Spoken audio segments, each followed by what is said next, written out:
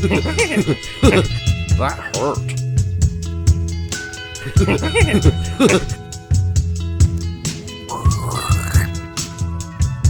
More verticality.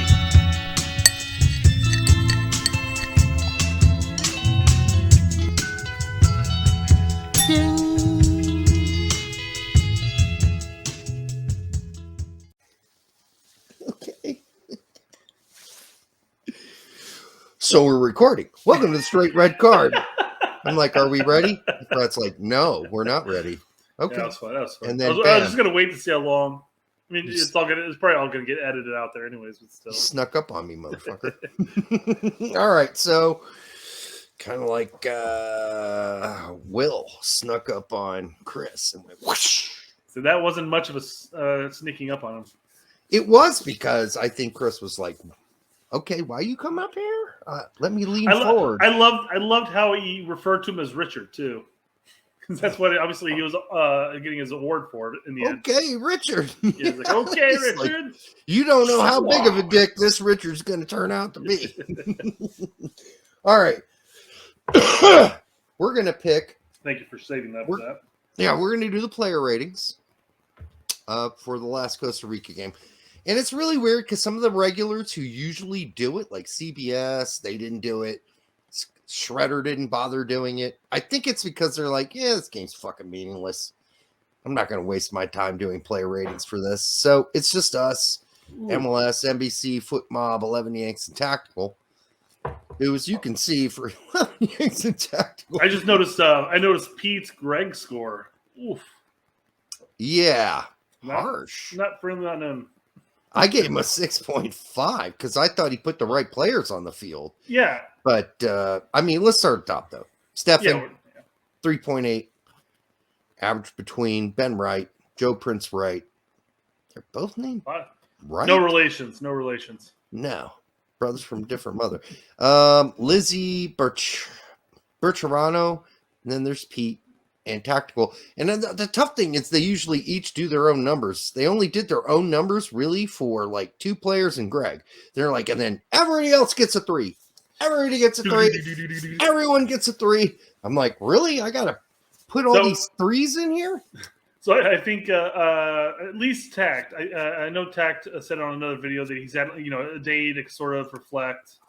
And I don't know necessarily if they both would have stuck with 3s or if it was sort of the heat of the moment because we were all pretty fucking shitty at the end of that game. And I think as time progressed, we had, like I said, not necessarily time to reflect, but like it was still bad. So I don't know. I mean, I don't know how you could give everyone a 3 and then give Greg a 2, because then it's either his fault or their fault, and you can't judge them as harshly if it's all his fault. And according to Pete, it looks like with 2, it was his fault. Now, he was speaking extemporaneously, so there's that. But generally, Stefan, a 3.8, I think is kind of fair. He fucked up really bad on one play. Wasn't all that great the whole night. Distribution had some errors, and I think a 4. I was just saying there were a number of pundits that came out and said, like, hey, the whole one of the main reasons why we start Stefan all the time is because we're told he has this great distribution, and it was not on display that night, is what they said. It's funny that you're starting to see some of the blue check marks come out and say stuff like that. What are blue check marks? Verified people on Twitter. So, and normally. It was funny because Tactical initially said that he, was like, oh yeah, only so many more months before I'm going to apply to become verified. And I go, yeah, have fun having Twitter have a copy of your driver's license and all that information. Fuck that shit. Is that what you have to do? Yeah, to get verified, you have to provide documentation to show you are who you are. Well, that makes sense if you're Sylvester Stallone and you want to verify that this is your actual real account, right? Yeah. So you don't have all these people going around talking like you, I mean, you don't want that. So yeah, I guess. Well, I mean that's the big concern with celebrities on social media is that if they aren't hip to the new social media, people could go out there and get Will Smith on whatever, insert new social media here, and then just start acting him, acting as him. And then Will Smith joins that social media and he can't get Will Smith. So then he has to be like Will Smith or the real Will Smith. The real Will Smith, yeah. Or something like that, you know?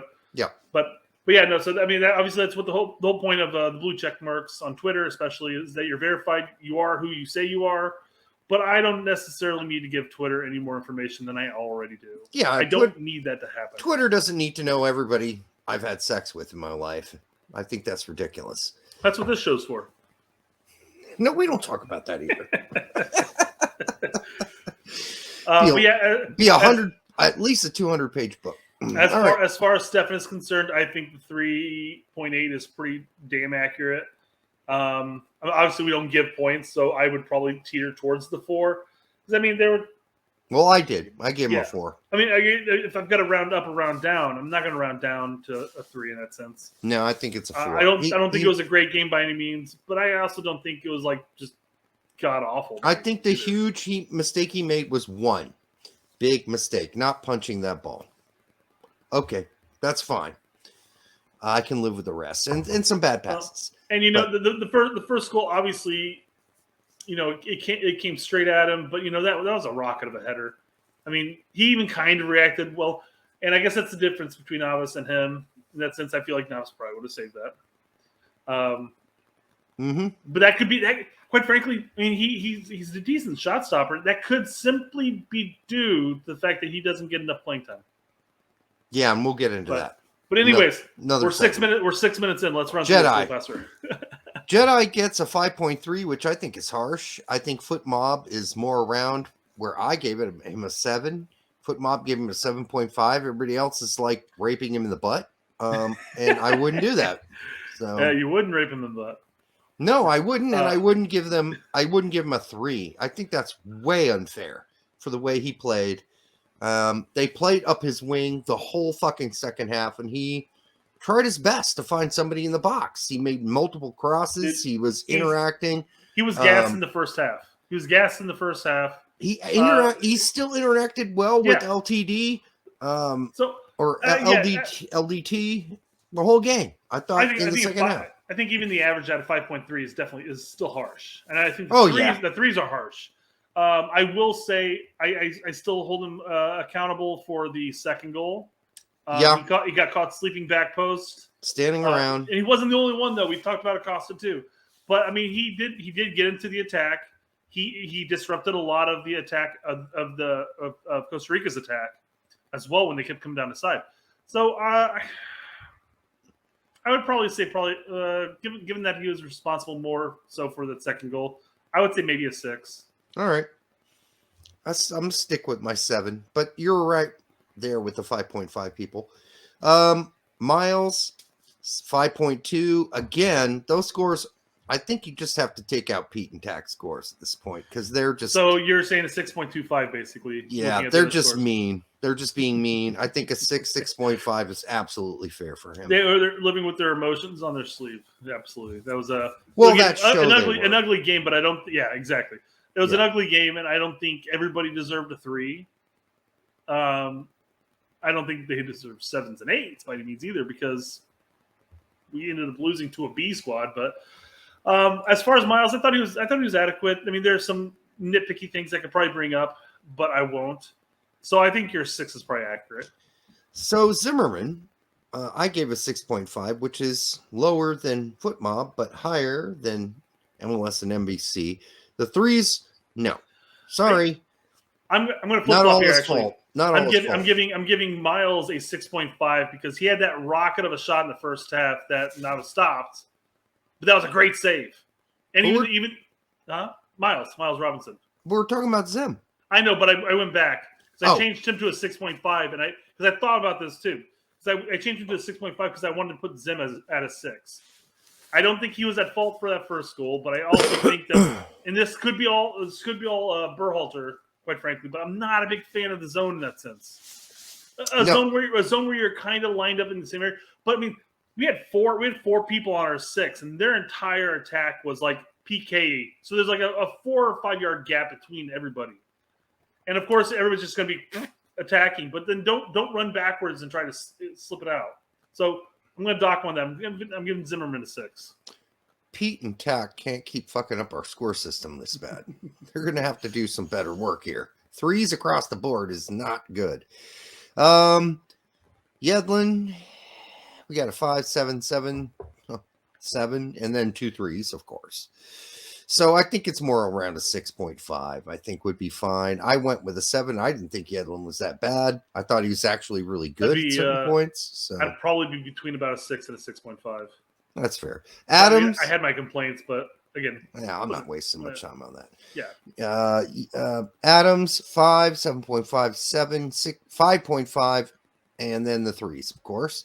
Again, no way he was that bad. There's just no way. I can live with like a 6, 6.5. I gave him a 5. 6. I mean, I gave him a 6 in that sense. Oh, I gave him a 5.5, but 5.5, 6, I can live with that. Yeah. I don't think he was that bad. In fact, I think he was a little injured. So there's that. Well, he got subbed at halftime, so he's clearly either injured or just wiped. Was it halftime? Yep. Luca De La Torre came in from. Okay. Then we got Acosta. I think it's one of his worst games, and I agreed with them, and I gave him a 3 along with Pete in tactical. That's where I agree with them. Hard not to. It's funny though that everybody else gave him like an average game, and like that wasn't average. It was one of his worst games ever. And again, he was responsible for that first goal, and even the second goal. He was actually responsible for partially responsible. Let me rephrase that for both goals. So no, yeah, I think 3 is a nice score for him. Nice round score. Yeah, I think it is. And I think, you got to, when we praised him last game, and we're taking him to task this game. Yep. It's fair shit. Musa, a lot of 6s and 7s and 6s. Yeah, 6.5, I guess. But, yeah. Again, how could you argue that? I mean, I understand, obviously, the 3s are there, but, 6 is about right. Yeah. And then Weah, 5.5, 5.5, 6, 5, 6.5, 5. I gave him a 6.5. I thought a 6 would be okay. I think I could live with a 6, but I gave him a little bump. I thought he did some good stuff. But you know what? Hey, everybody sees the game differently, I guess.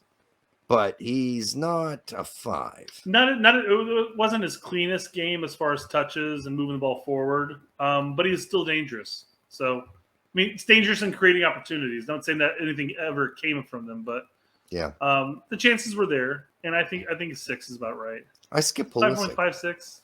I skip Pulisic. 6, 6, 6, 6, and 2 threes, of course. Which I guess we'll just ignore and say, yeah, 6. He barely played above what I would consider his average potential. Yeah, he was on the ground a lot. He got hit quite a bit.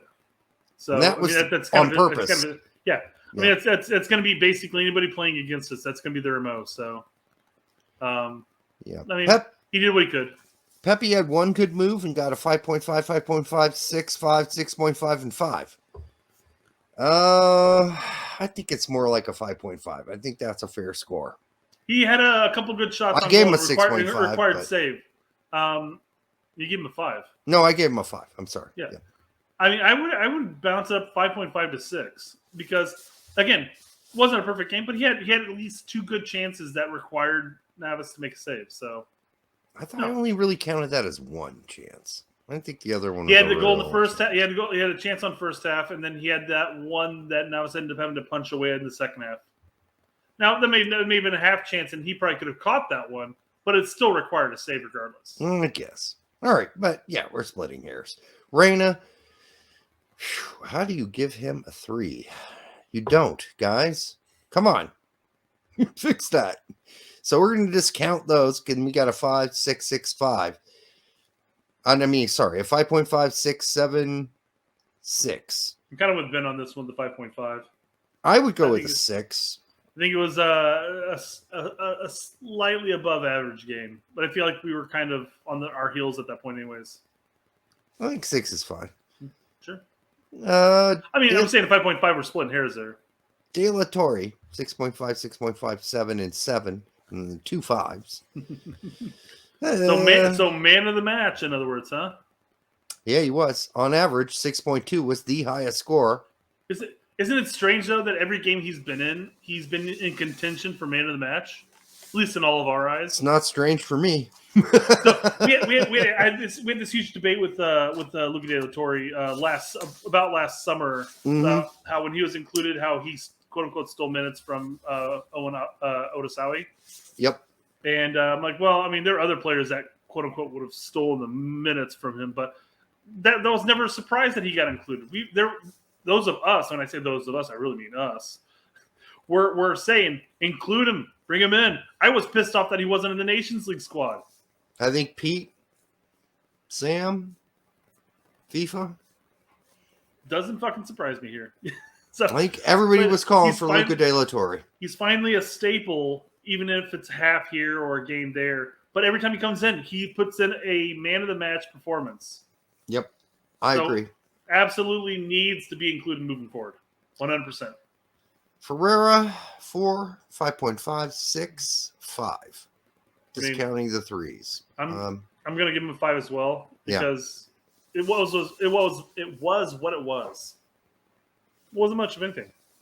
And by the way, I gave my scores before I knew any of the other people's scores. So yeah, so did I.